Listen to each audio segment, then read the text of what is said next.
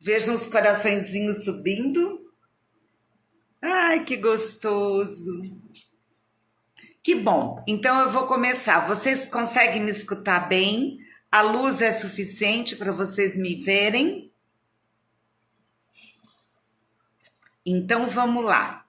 Eu tenho um prazer muito grande em poder, mesmo depois de aposentada, poder falar com vocês num momento tão difícil, onde as pessoas estão paradinhas, ficando em casa. Eu sei o quanto deve ser difícil para vocês que são mais jovens, que têm uma vida pela frente, mas eu tenho certeza que logo, logo tudo isso vai passar e todo mundo vai amadurecer muito.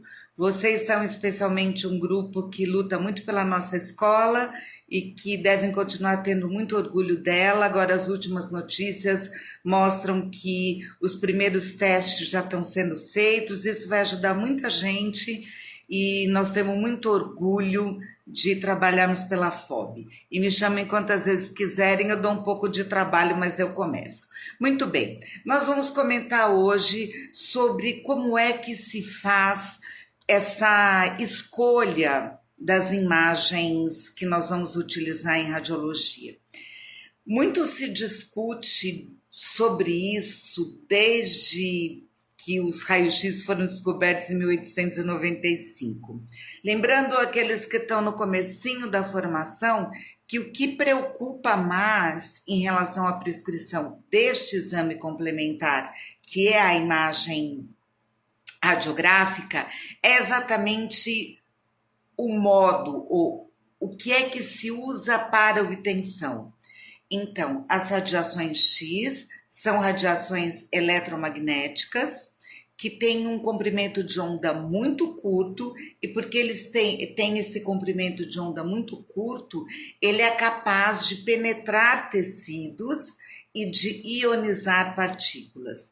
Penetrar os tecidos responde à nossa indicação. Eu preciso de alguma coisa que atravesse os tecidos e que me permita visualizar coisas que eu não consigo visualizar clinicamente.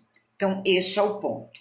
Quando eu não consigo visualizar alguma coisa clinicamente, eu preciso de uma informação a mais, então um exame chamado de complementar. Na odontologia são vários exames complementares. Nós temos exames histopatológicos, quando se faz a remoção dos tecidos da boca e das lesões para que se tenha a comprovação final da nossa primeira suposição, ou seja, quando você faz o diagnóstico final e não só o diagnóstico diferencial. E nós temos também exames laboratoriais que são importantes, e nós temos o exame radiográfico, certamente o mais importante. Obviamente que ele é o mais importante porque, primeiro, faz parte da minha área. Obviamente, ele, na verdade, não é o mais importante, mas certamente é o mais utilizado.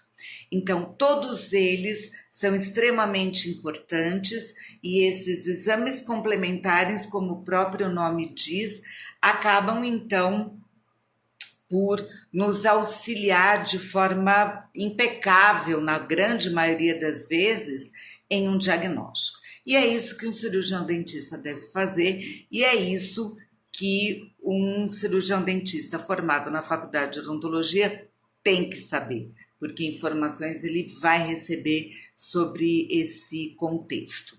Então, muito bem. Considerando então que hoje nós vamos falar sobre um dos exames complementares muito importantes na radiologia, especialmente se eu tiver lesões que acometam as estruturas ósseas e dentárias, que é uma área completamente afim daquilo que nós vamos fazer.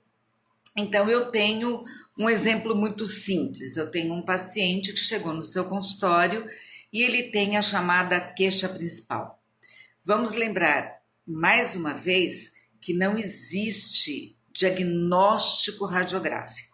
O que existe é uma interpretação de imagens radiográficas que, associadas a todas as informações que vocês recebem no exame clínico, na anamnese, no exame físico, o exame clínico composto pela anamnese e pelo exame físico. Então, ele permite o diagnóstico. Em algumas situações, por exemplo, avaliação de terceiros molares não irrompidos, muitas vezes o diagnóstico vai ser radiográfico, porque eu não consigo ver se eu não tiver nenhuma informação clínica, um dente que não irrompeu, se é uma endodontia, se ele foi extraído, eu preciso da imagem radiográfica. Ou seja, ela responde uma enormidade de perguntas. Então, pensando em estruturas duras, no caso, os ossos e os dentes, eu posso visualizar, por exemplo, uma lesão cariosa. Se ela for extensa, me interessa o exame radiográfico porque eu preciso saber qual é o grau de comprometimento. Não exatamente para o diagnóstico. O diagnóstico com o meu exame clínico eu já fiz. Eu sei que esse paciente tem cárie. Se eu tiver uma lesão pequena, então eu tenho muitas vezes a necessidade do diagnóstico diferencial se há comprometimento das estruturas duras ou não. Muitas vezes vocês vão acompanhar, especialmente nas disciplinas de dentística, que você pode fazer esse diferencial com o exame clínico, com o afastamento dos dentes. Se cavitar, eu tenho imagem radiográfica. Se não cavitar, eu não tenho imagem radiográfica e mesmo assim eu tenho lesão cariosa. Então, por que é importante nós sabermos o que nós precisamos para termos a segurança de que o exame que nós vamos solicitar é o exame correto? Muita coisa, vocês percebem agora, por exemplo, a grande discussão é com relação à medicação, se vai liberar um medicamento ou não. E porque o Ministério da Saúde segura o medicamento, que é usada para outras doenças também. Muito bem, toda essa discussão se faz porque o medicamento pode ser utilizado, é utilizado em outras doenças, mas cada paciente é um paciente. Então, se você libera para uso a cloroquina, por exemplo, e todo mundo sai usando isso, pacientes que têm outros problemas podem ter problemas sérios com isso.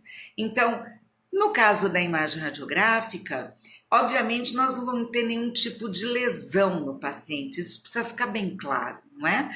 Então, eu não tenho um dano maior ao paciente quando eu faço um exame radiográfico.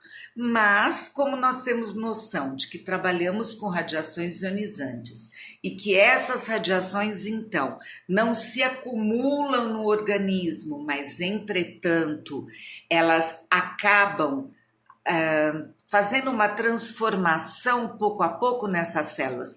Eu recebo uma dose, então eu tenho uma reação tecidual e quando isso passa, esses tecidos voltam para um patamar que já não é mais o zero. Ela já volta um pouquinho num patamar um pouquinho maior. Causou um mínimo dano, que não vai ser visualizado no paciente, mas causou. Eu não sei quantas imagens o paciente vai precisar, eu não sei quantas imagens o paciente que está na sua cadeira fez, se ele é um moleque, é uma menina que já fraturou perna, braço, cabeça, tudo. Então, eu não consigo chegar a uma anamnese tão precisa assim. Não é possível fazer o cálculo de doses, as pessoas não lembram quantas radiografias fizeram, onde fizeram. Mal essas pessoas têm as imagens com elas, porque se tivessem também nos ajudaria. Então temos uma preocupação sim, e por isso temos que ter um discernimento do que vamos fazer. Então, considerando que imagens radiográficas, exames complementares devem ser obtidos apenas após o exame do paciente, o exame clínico, que resulta em anamnese e exame físico, alguma coisa que as pessoas têm esquecido numa velocidade muito grande. Muitos pacientes que vão às nossas clínicas foram pacientes que passaram por outros cirurgiões dentistas que não souberam fazer o diagnóstico porque não perguntaram o que o paciente sentia, há quanto tempo ele tinha o problema. Então, a história da doença atual, quando isso começou, por que ele está no seu consultório? Ele sente dor? Não, é um problema só estético, é um problema só estético. Ele quer fazer um clareamento dental. Muito bem, podemos começar por aí. Ele é seu paciente pela primeira vez? Ele não é seu paciente, ele chegou, ele veio encaminhado por alguém e você tem uma pessoa na sua cadeira que você não conhece. Muito bem, faço uma anamnese, um exame clínico e peço uma imagem radiográfica. Esta primeira imagem radiográfica chama-se imagem radiográfica panorâmica. Todos que foram meus alunos sabem disso. É a imagem radiográfica que deve ser a primeira escolha de uma imagem quando eu não conheço o meu paciente. Por quê? Se ele não tem nenhuma imagem anterior, eu não sei o que se passa. Eu não sei se ele tem dentes retidos, se ele tem um cisto residual, se ele tem algum tipo de tumor, se ele tem áreas de esclerose óssea.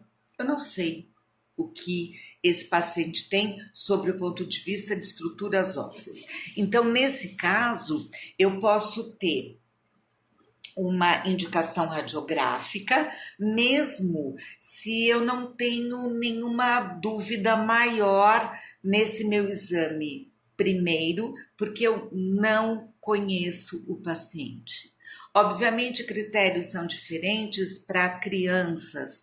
Então, uma criança que chega pela primeira vez na odontopediatria, a idade mais adequada para essa primeira imagem seria por volta de 6 anos e meio, para que se pudesse ter uma visualização da dentadura mista para depois futuros tratamentos. E obviamente que se ela é um bebê ou se ela é uma criança abaixo dessa faixa etária, nós vamos usar pequenas imagens nas áreas que nos forem solicitadas, porque os problemas não serão tão graves, a menos que ela tenha um abaulamento, uma deformidade facial, uma queixa de dor, uma assimetria facial, e então eu preciso procurar informações ósseas. Senão, eu vou fazer os meus tratamentos baseado em imagens intrabucais. Voltando ao nosso paciente, ele chegou pela primeira vez ao seu consultório. Foi feita uma imagem radiográfica panorâmica. Muito bem. Se ele vai fazer um tratamento estético e eu não tenho nenhum outro problema, eu não preciso de outras imagens radiográficas. Obviamente, isso vai variar de qual é a faixa etária do paciente, se ele tem todos os dentes, se ele não tem, se ele é um paciente jovem com todos os dentes e ele é zero cárie. Então, a possibilidade de eu precisar de imagens complementares, além da panorâmica, realmente será menor. Então, esse é um caso onde eu não tenho nada grave e para eu efetuar um tratamento neste paciente, que é meu primeiro paciente, eu tenho uma imagem radiográfica panorâmica, onde eu posso dizer, não há nada de especial nesse paciente, os aspectos ósseos e dentários são compatíveis com normalidade, então eu simplesmente posso me basear numa imagem panorâmica. A história muda completamente se eu tenho um paciente que já procurou o consultório com ausência de alguns dentes, com algumas raízes residuais ou com fraturas dentais, é um paciente de prótese, é um paciente complexo, que envolve tratamento de odontologia integrada. Então, eu começo mais uma vez pela imagem radiográfica panorâmica. Se o que eu vejo na imagem radiográfica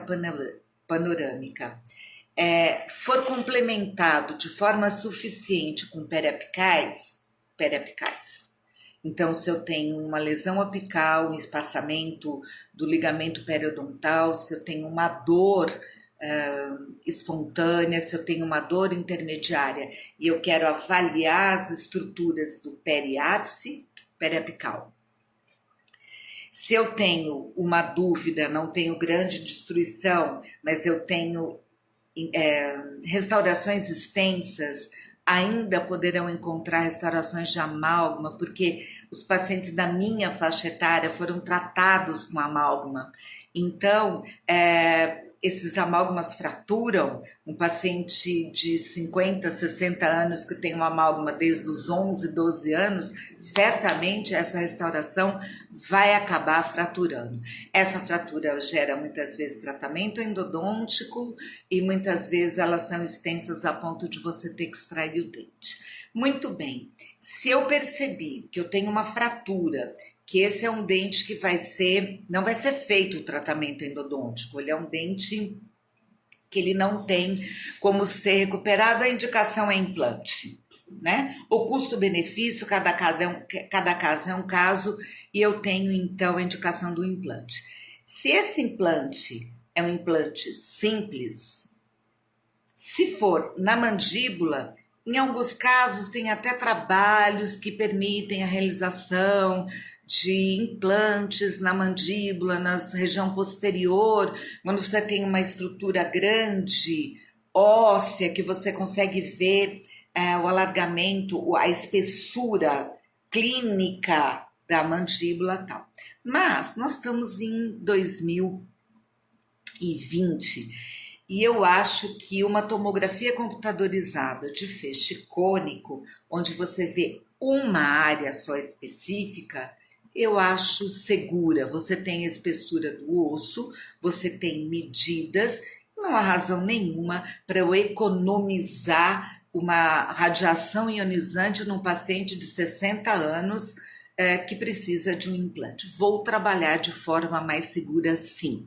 E isso justifica muito bem o uso da tomografia computadorizada para aquele caso específico. Para uma extração simples, pode ser que eu não preciso disso. Eu acho que uma imagem panorâmica pode me ajudar e uma imagem periapical pode me ajudar. Das imagens intrabucais, periapicais, interproximais, são verdadeiramente as mais utilizadas. As técnicas oclusais têm muita utilidade quando você está um pouco mais distante, quando você foi trabalhar, prestou um concurso, foi para um local, um posto de saúde, uma prefeitura, onde você não tem acesso a outro tipo de exame complementar. Então, com o filme oclusal, que também, um sensor digital, na verdade, que é como nós vamos trabalhar daqui para frente. E isso certamente também tem todo um critério. Trabalhar com imagem digital não nos permite dizer que elas não precisam ter qualidade. Então, ela é digital, o receptor de imagem é espetacular, o processamento de imagem, vocês estão vivendo isso na faculdade, sorte de quem entrou já tendo isso como única opção. Eu gostaria muito de ter vivido, não foi possível. Então,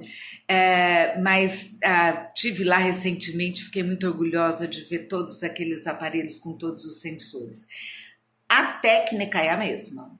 Alonguei, encurtei, errei ângulo horizontal, não interessa se é digital, se é com filme. Acho que vocês vão trabalhar futuramente no consultório, certamente com digital. O filme vai desaparecer num espaço curto de tempo, mas talvez vocês trabalhem em lugares ainda onde você precisa usar o filme. Então, voltando ao oclusal, o filme oclusal é um filme maior e ele permite, então, que você veja uma maxila inteira ou uma mandíbula inteira. Serve para localização de caninos retidos. Se você tem uma lesão cística, você consegue ter uma extensão maior maior, embora as panorâmicas possam ser solicitadas numa cidade como a nossa, por exemplo, em outras muitas cidades existem parcerias. Nós temos parcerias com o SUS, temos parceria que faz, então, o atendimento de pacientes que vêm encaminhado do posto de saúde com panorâmica. Então, muito bem, falamos de panorâmica, falamos de periapical, falamos de interproximal. Lembrando que na interproximal, se não cavitou, não vejo na imagem radiográfica. E o fato de não ver na imagem radiográfica não me credencia dizer que não tem cárie. Essa é a senha.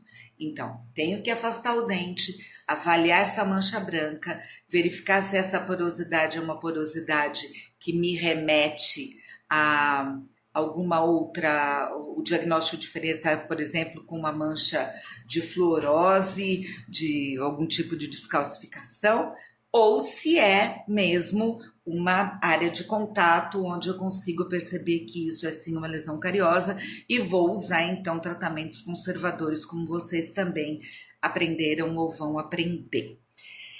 Entramos então na prescrição para pacientes ortodônticos, que é um problema que a gente enfrentou muito e que agora eu creio que esteja melhorando.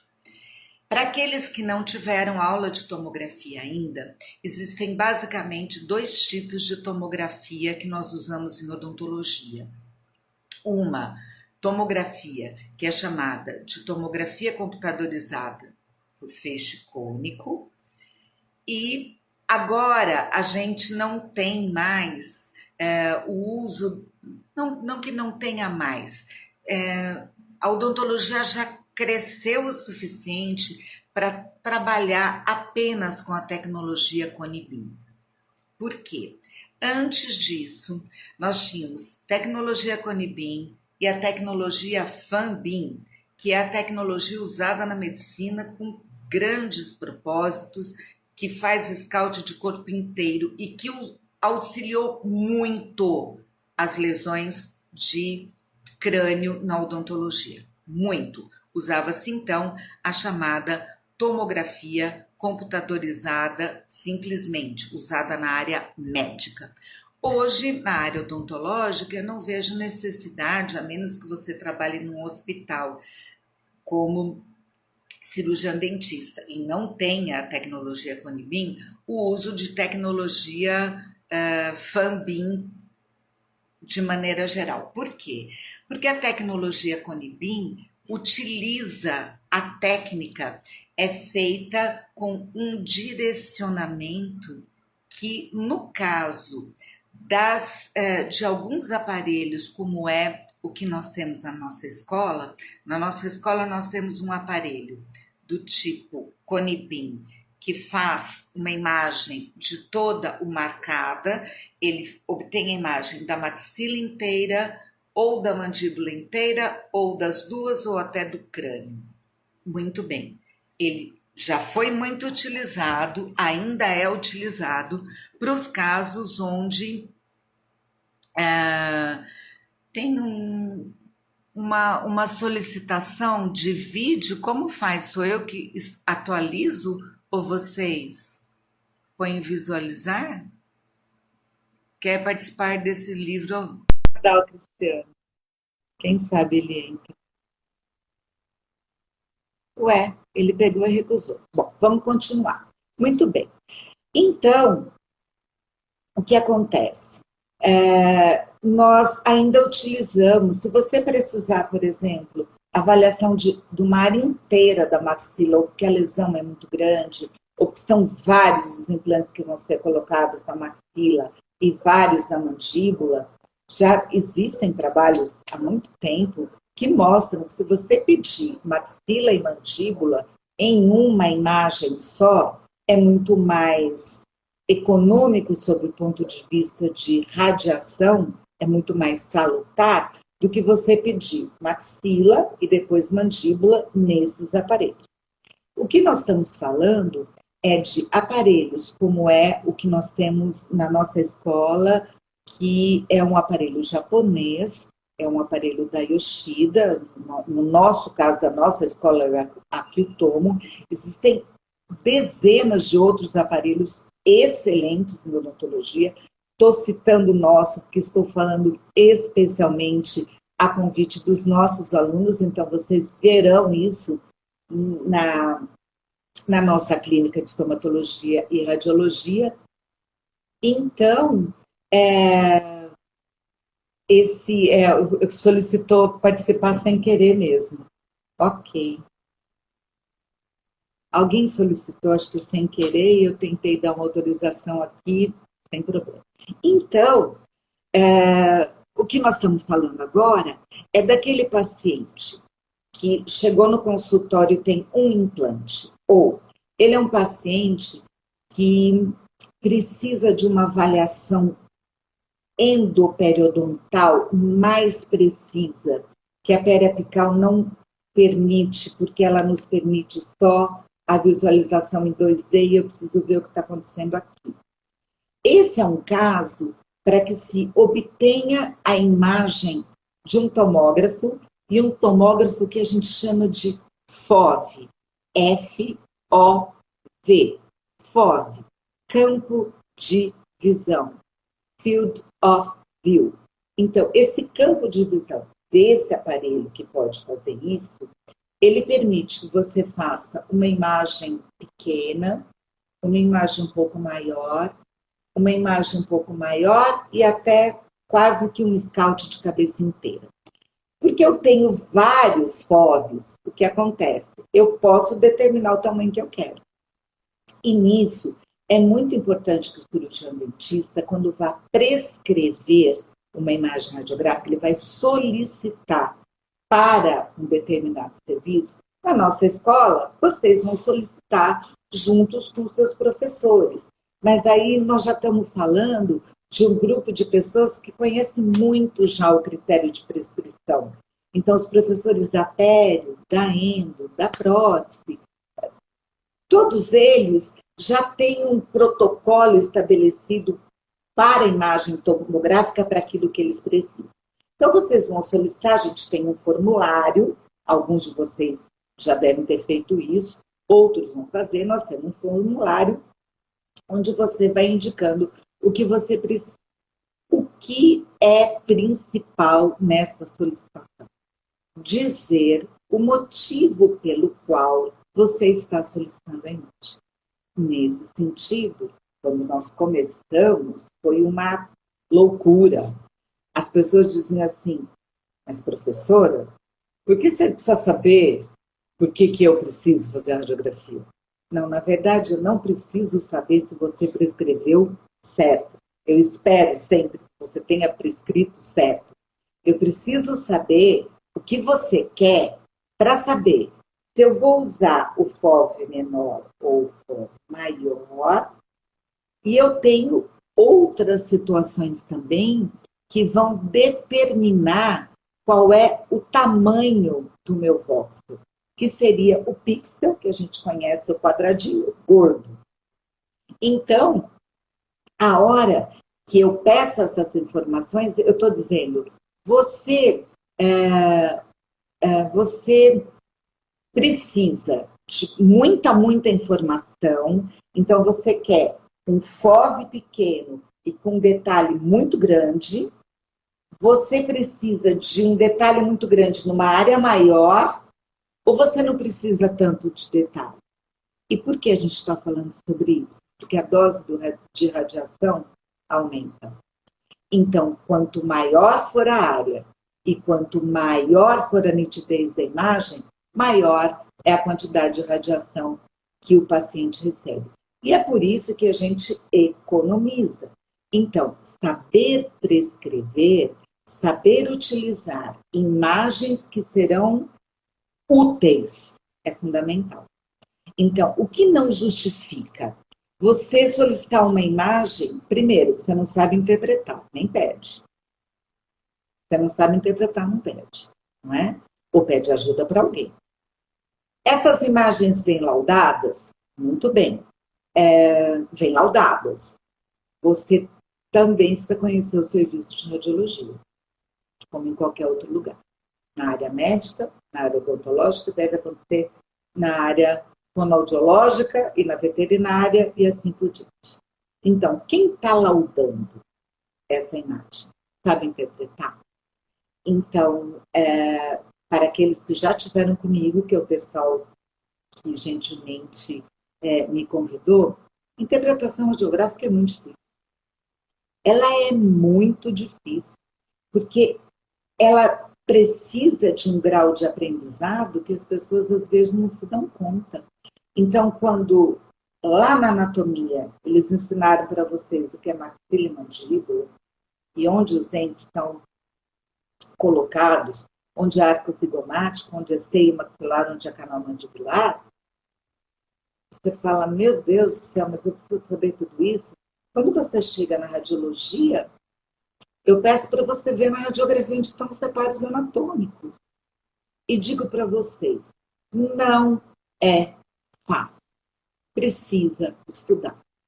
Precisa sentar, precisa olhar e precisa reconhecer o que você está vendo.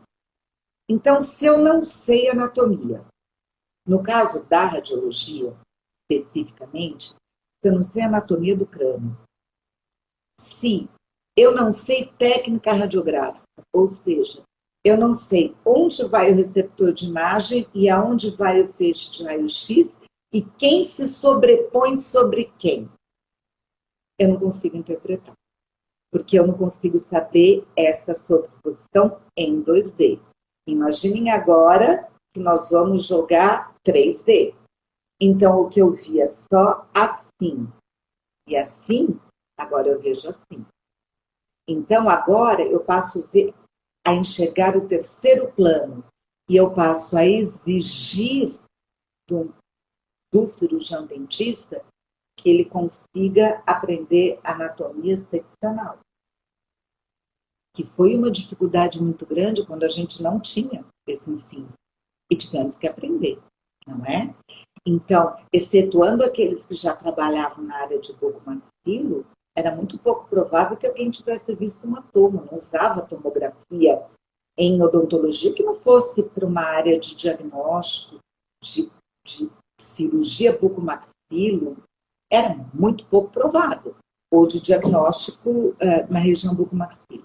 Agora, a gente tem implante. Agora eu tenho outra situação.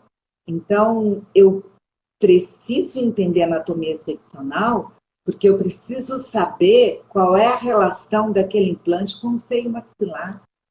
A gente tem estudos maravilhosos, a FOB é riquíssima.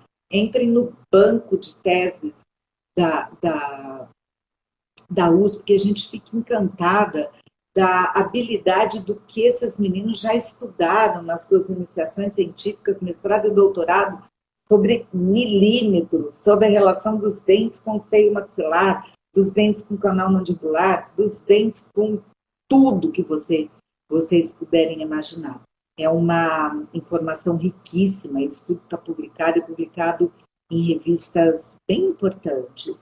Então, quanto mais eu sei sobre isso, mais cuidado eu tenho em avaliar. Porque se eu não souber interpretar panorâmica, parou. Se você não sabe onde está o seio maxilar, o processo zigomático da maxila, o soalho de fossa nasal, na panorâmica, esquece. Na tomografia que você não vai saber mesmo. E aí entra um outro aspecto, que é importante falar também. As imagens tomográficas trazem uma imagem chamada panorâmica. Então, vocês têm, quando vocês recebem essa imagem, ou ela printada, ou ela numa prancha, num filme, num template, vocês vão receber uma imagem com uma areazinha, como se fosse uma radiografia panorâmica, você vê perfeitamente todos os dentes, vê os côndilos, vê mandíbula, maxila, seio maxilar, fossa nasal, beleza. Essa imagem panorâmica, ela não é uma imagem panorâmica. Ela é uma reconstrução das imagens que foram obtidas na torre. Então, vocês vão entender. Se eu pedir uma solicitação de imagem daqui a aqui, quando eu for olhar, eu vou ver só os inferiores. Se eu pedir uma imagem com FOV maior, eu vou ver realmente uma imagem panorâmica. O problema é, essa imagem é traçada de uma média da imagem que foi obtida em 3D. Então, alguma coisa assim, eu vou mostrar para vocês. Eu teria uma primeira imagem assim. Essa seria a imagem que eu teria na 3D. E aqui, todos os cortezinhos da incidência dos feixes por aqui. Do feixe em cada uma das áreas, considerando que eu estou fazendo a mandíbula inteira, por exemplo. Muito bem. A imagem panorâmica, ela é obtida da média disso tudo. Então, ela vem daqui. Ela vem daqui. É o tracinho em vermelho. Então, a reconstrução panorâmica é feita a partir disso. Significa que se eu correr a imagem, ela aparece e desaparece, ela apinha e desapinha dentes. Então, eu não posso laudar por isso, de jeito nenhum. Eu não posso dar laudo por panorâmica de tomo. Eu tenho que laudar panorâmica na panorâmica e a tomo eu tenho que laudar inteira. Esse é um outro aspecto que as pessoas comentam pouco e que vocês, cirurgiões dentistas, top de linha, como serão, não vão admitir. Quando você encaminha um paciente para obtenção da imagem radiográfica, o laudo deve ser feito em toda a extensão, nesse sentido, em todas as reconstruções. Na coronal, na axial, na sagital e na parasagital. Ou seja, na parasagital, desculpe, coronal, axial e parasagital. É preciso fazer as leituras nesse sentido, é preciso fazer neste sentido e é preciso fazer neste sentido. Então, uma imagem tomográfica, já vou responder para você. Numa imagem tomográfica, já vou responder o Léo já.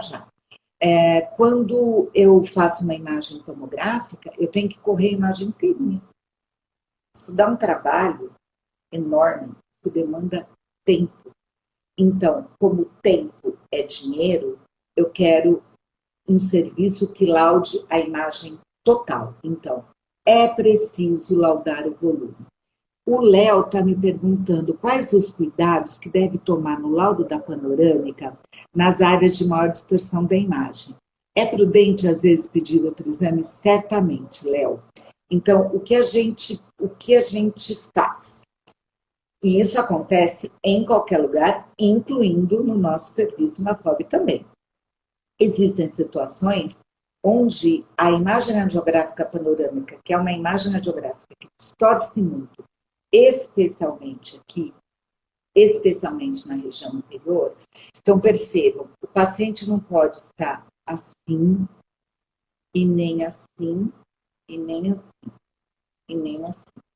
Ele tem que estar com os ombros retos, o ombro reto, olhando para frente, com a linha do plano sagital que existe no aparelho colocada exatamente no plano sagital, e isso para que ele esteja dentro do que a gente chama plano de corte, ou seja, do foco do aparelho. Então, se esse paciente for muito para frente, apinha. Se ele for muito para trás, alarga. Se ele for para baixo, encurta. Então, o que acontece? Se a área que você precisa, vamos supor um exemplo, você tem um paciente para avaliação de terceiros molares. Foi feita a panorâmica, distorceu na região anterior. Porque aí a coluna também, o paciente não estava bem posicionado, a coluna mostra aquela área branca sobre todas essas estruturas. Então, nessa situação, se a sua ideia é visualizar os terceiros molares e os incisivos superiores e inferiores, não tem problema, você não viu nada clinicamente, eu acho que você pode usar a imagem radiográfica. O mesmo serve para as outras áreas. Por quê? Porque a radiografia panorâmica não distorce na posterior, ela distorce na região anterior. E é uma imagem fácil de ser obtida e 98% dos erros estão no posicionamento. Agora, na digital, não dá nem para culpar que a gente tenha erros de processamento. Então, é posição do paciente.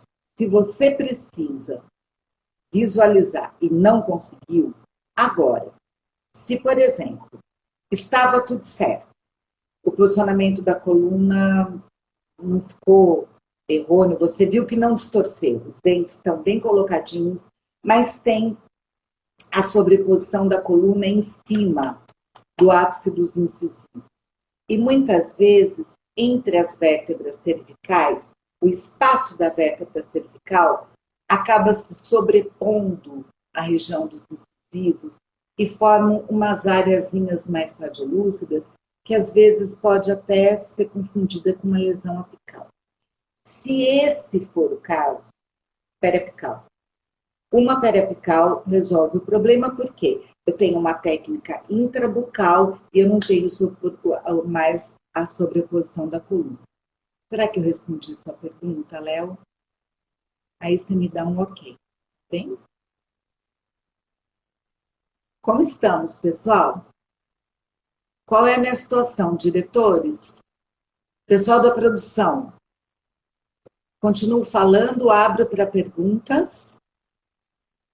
Já fiquei chata, tem gente dormindo. Ah, que pena que eu não estou vendo vocês. Se eu pego alguém dormindo na minha aula. Ok, então, de nada. Vamos continuar falando. Outra coisa que é importante. Vocês certamente terão um aparelho de raios-x no seu consultório. Esse aparelho pode... Ok, o meu pessoal do apoio está dizendo que eu ainda tenho uns minutinhos. Então, vocês vão ter um aparelho... Deixa eu dar uma ligada na luz.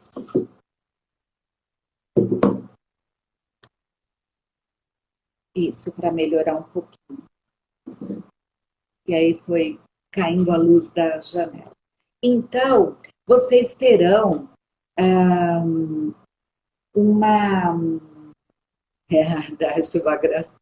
eu tenho algumas aluninhas que são minhas fãs, que eu adoro, de coração. Eu também acho vocês maravilhosos, viu? Então, o que é dizendo? Vocês terão que ter um aparelho de raio-x no consultório. Pode ser que esse aparelho seja dividido. Você, por exemplo, tem 2 ou 3 consultórios e pode ter um lugar só para fazer imagem radiográfica, ou trabalha com boxes divididos, vai ter mais de um, aí tem toda uma proteção, vigilância sanitária, regras. A gente tinha uma 453, agora já tem uma outra de 2020, que eu pedi para Patrícia procurar para mim, ela achou, e que depois eu mando para vocês, assim como eu também separei alguns arquivos. Então, vocês terão aparelhos no consultório. Eu acho, de verdade, que o cirurgião dentista, ele é mais do que apto para fazer imagem radiográfica. Não tem sentido. Ele deve fazer as imagens eventuais. Ele é endodontista, então não tem nem desculpa. Mas você está fazendo um tratamento, a imagem periapical é suficiente? Faça. Faça no seu consultório, com o seu paciente na cadeira. Essas imagens hoje são obtidas imediatamente, você pode mostrar, discutir e fazer o plano de tratamento junto com ele, ou colocar as propostas. Interproximais, oclusais, se você tiver os sensores do tamanho da oclusão. E deixar as técnicas que são extrabucais, especialmente a imagem radiográfica panorâmica, e no caso da ortodontia, a teleradiografia em norma lateral, e não me esquecendo que existe uma prescrição muito severa para uso de tomografia computadorizada de scout de cabeça inteira em paciente jovem. Isso é determinação do mundo inteiro. Não tem justificativa para fazer tomo, scout de cabeça inteira de criança, de adulto jovem. Com menos de 10 anos, na maioria dos países, você tem que fazer uma justificativa ou justificação por escrito. Então, não tem justificativa. Alguns profissionais menos avisados insistem em dizer que ele faz uma tomografia da cabeça e ele usa como PA, como tele, como panorâmica. Desculpa. Isso podia colar uns 5, 10 anos atrás, né? Agora não cola mais. Então, tomografia computadorizada só em casos onde é extremamente necessário, que o ortodontista precisa mesmo de uma intervenção ou com maxilofacial que ele não resolva com a teleradiografia norma lateral. Então, essa é uma fala que eu queria colocar. Já vou responder a Marcinha. Marcinha, querida, que bom ver você aqui. Às vezes o paciente não pode pagar tomografia para avaliar fratura ou lesões apicais. Exatamente. Muitas vezes. Doutora Márcia, querida, muitas vezes. Só quem trabalha como você, nos ambientes onde você trabalha, atendendo as pessoas que você atende, sabe disso. Então, eu diria, nesses casos, quando não é possível fazer uma tomografia computadorizada, a sua escolha é clínica. É clínica dentro daquilo que o paciente pode fazer. Profissionais como você sabem muito bem atender o paciente da melhor maneira possível. Então, se ele é um paciente que não tem condição e você não consegue ver, por exemplo, se é uma fratura, uma trinca com a periapical, você precisaria de tomo, ele não pode fazer de jeito nenhum, eu faria uma inspeção periodontal, não tem outra saída. E aí você acompanhar sem presença de fístula, se não tem presença de fístula, fazer um tratamento provisório, porque você precisaria dessa imagem complementar. O paciente deve saber disso. Olha, para eu ter certeza que eu tenho que extrair esse dente, eu teria que ter uma tomo. Como eu não tenho, e o senhor está tendo uma sequência de episódios assim, a outra questão é, ele poderia fazer um implante? Porque talvez esse paciente também não consiga fazer um pagamento de um custo como esse. Então, a resposta é, nós trabalhamos a vida inteira, os meus professores trabalharam a vida inteira com periapicais, né? Algumas vezes oclusal ajuda no caso de uma lesão, de dente é bem mais difícil, viu, doutora Márcia? Mas se for lesão, eu acho que você pode usar oclusal, tele, póster anterior, que são menos custosos, tá bem? Passaram algumas perguntas aqui, deixa eu ver se eu consigo. Dos aparelhos portáteis, boa pergunta. Olha, os aparelhos portáteis, no primeiro momento, e os primeiros trabalhos que surgiram falando sobre isso faz uns 5 anos, mais ou menos, o primeiro congresso que teve foi um congresso internacional da Dentomaxillofacial Radiology, que foi no Chile, e eu me lembro que saiu assim o print de uma das revistas da Dentomaxillofacial falando sobre isso, eu até trouxe para mim.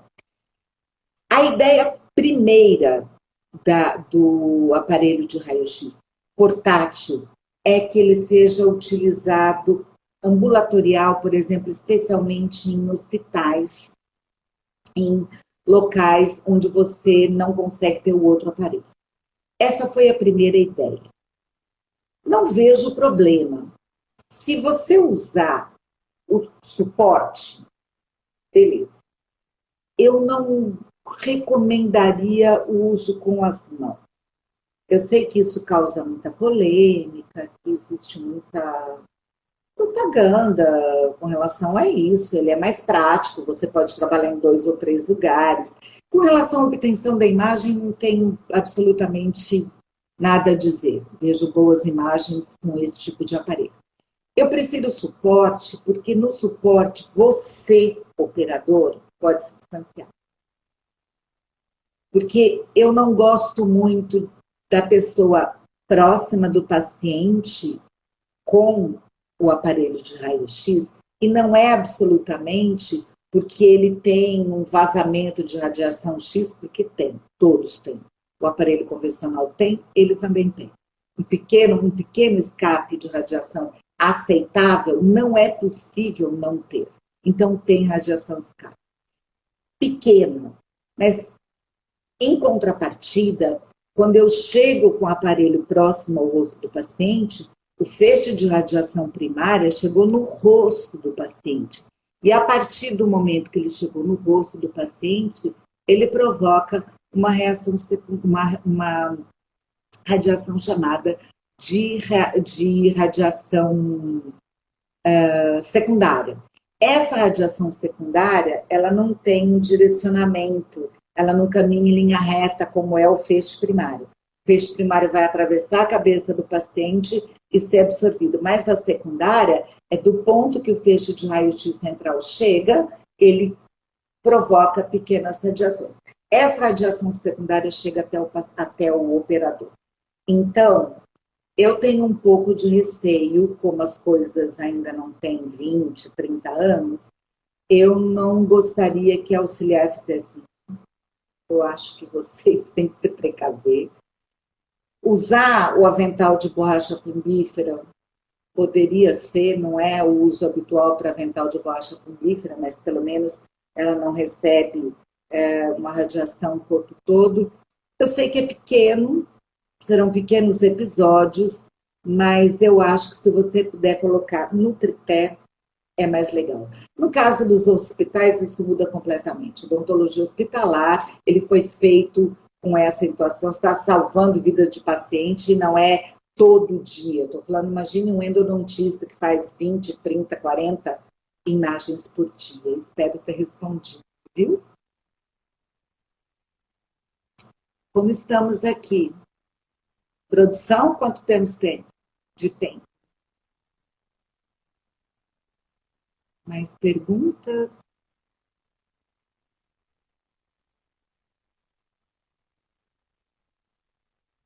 De nada. E mais? Vamos ver das prescrições. Sim, vamos aproveitar mais um pouquinho desse tempo. Quando você vai, 5 minutos mais ou menos, abre para pergunta, produção.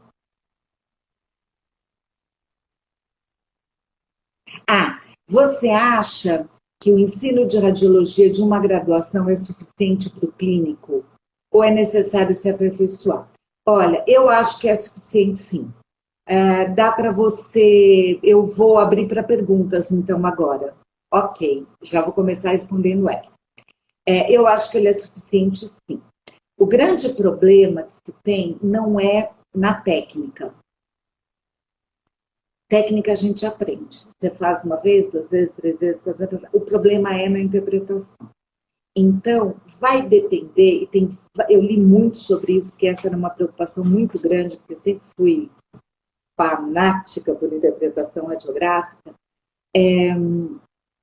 Importa o quanto você consegue montar o puzzle, ou seja, o quanto você consegue lembrar dos separos anatômicos, das lesões, aspectos radiográficos das lesões na hora que você está interpretando. Então, isso demanda tempo. Quanto maior for o tempo de interpretação radiográfica nas escolas, melhor.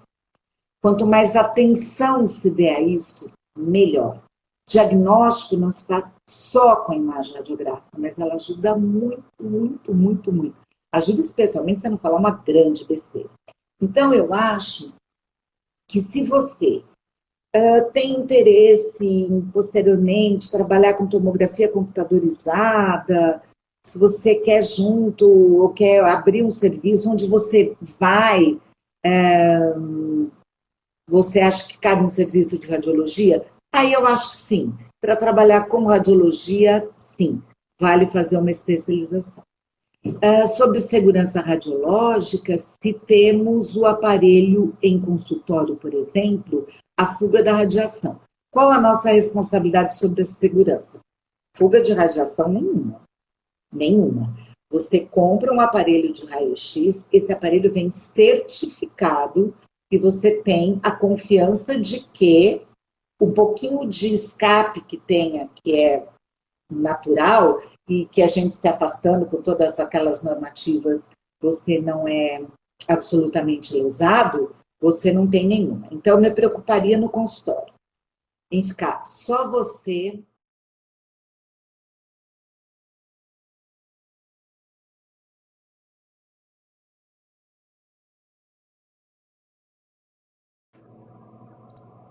Oi, gente.